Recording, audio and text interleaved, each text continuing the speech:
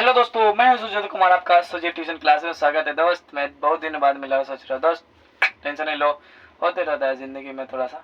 दोस्त आज मैं लेकर आया हूँ टॉपिक सर कि जब भी हम क्या करते हैं, जब मुंह धोते हैं तो मुंह धोते समय इस कोलगेट का इस्तेमाल क्यों करते हैं, इस दंत मंजन का इस्तेमाल क्यों करते हैं। आपने कभी सोचा है?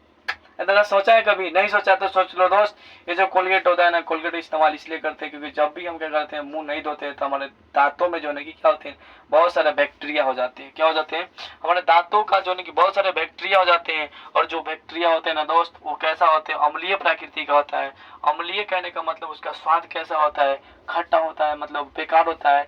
जिसके कारण बैक्टीरिया होने के कारण हमारे दांत जो है कि बेकार होते जाते हैं। और ये और अम्लीय होते जाता है, और अम्लीय हो जाता है। एक समय आता है कि दांत हमारे बेकार है, बुढ़े जैसे होने लगते हैं, मतलब दांत मेरे टूटने लगते हैं।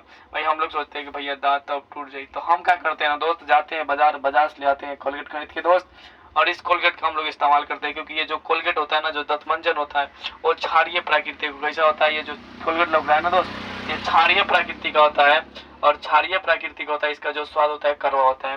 तो जब अम्ल और क्षार दोनों आपस में मिलता है, जब बैक्टीरिया और दंतमंजन को आपस में जब मिलाया जाता है तो कैसा बन जाता है, उदासीन बन जाता है। उदासीन कहने का मतलब कि दोनों जो रिएक्शन करके क्या बना लेता है भैया, उदासीन बना लेता है। मतलब वो सब खत्म ही हो जाता है कीड़ा।